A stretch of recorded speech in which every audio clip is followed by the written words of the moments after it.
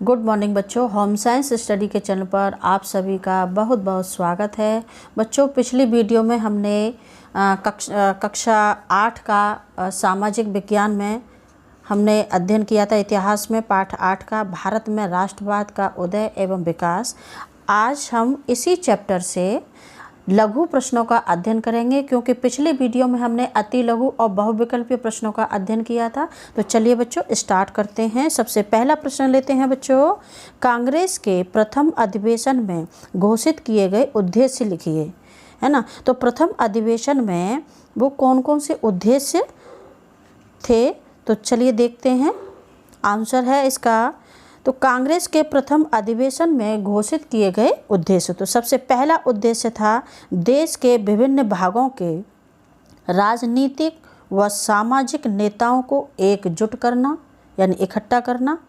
दूसरा उद्देश्य था भारतीयों में राष्ट्रीय एकता की भावना विकसित करना।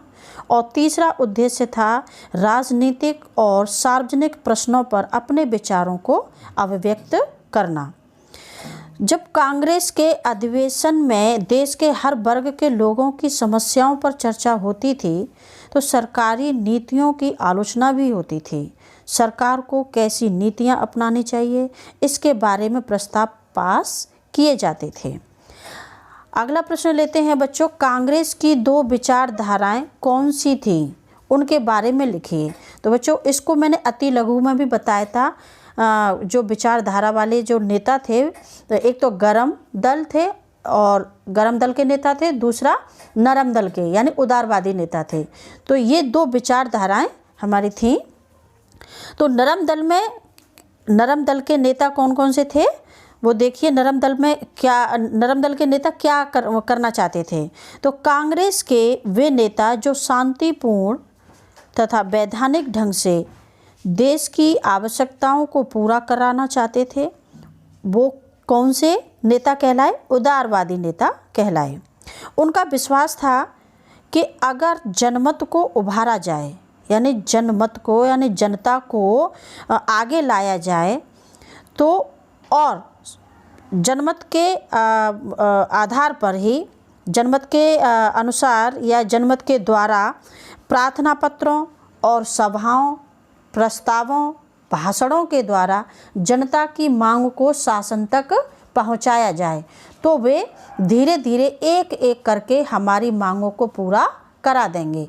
ऐसे नेताओं में कौन थे, दादा भाई नौरोजी, गोपाल कृष्ण गोखले, मदन मोहन मालवीय और सच्चिदानंद सिन्हा आदि ये नेता थे। इसे मैं अति लघु प्रश्न पहले प्रश्न में भी बता चुकी हूँ, पहले वीडियो में। और जो गरम दल के नेता थे, गरम दल के नेता क्या चाहते थे, वो देखिए।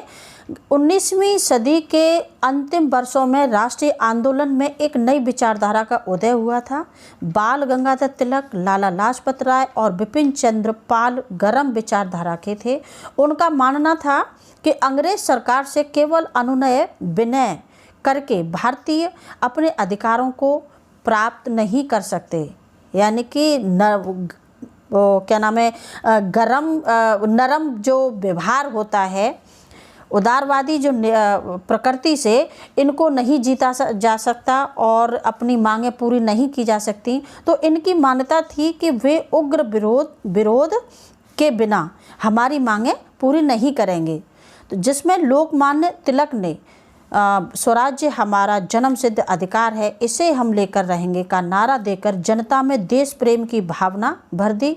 और बंकिम चंद्र चटर्जी के गीत वंदे मातरम ने भारतवासियों में मातृभूमि के प्रति देश प्रेम की भावना जगा दी। तो ये था नरम दल और गरम दल, यानी कि कांग्रेस की दो विचारधाराएं, जो कि वो अपने तरीके से अलग अलग अपने तरीके से अपने मांगों को पूरा कराना चाहते थे। अगला प्रश्न लघु में लेते हैं बच्चों, होम रूल आंदोलन से आप क्या समझते हैं।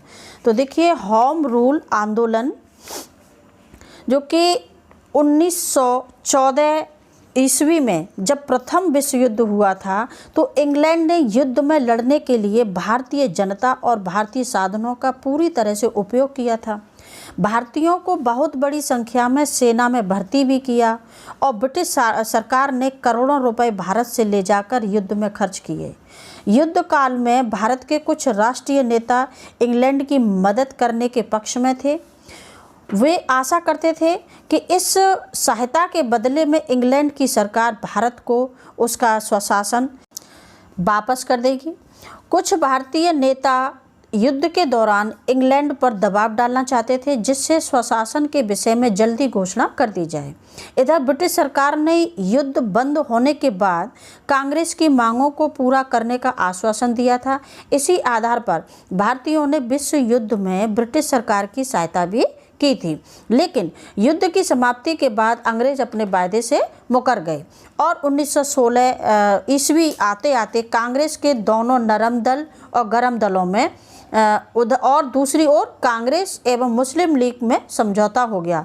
इसी समय श्रीमती एनी बेसेंट और लोकमान्य बाल गंगाधर तिलक ने होम रूल आंदोलन को प्रारंभ कर दिया। तो बच्चों ये थे हमारे चैप्टर 8 से लघु प्रश्न। बच्चों वीडियो कैसा लगा? अच्छा लगा तो लाइक करें और चैनल को अगर सब्सक्राइब नहीं किया है तो ज़रूर करें। धन्यवाद।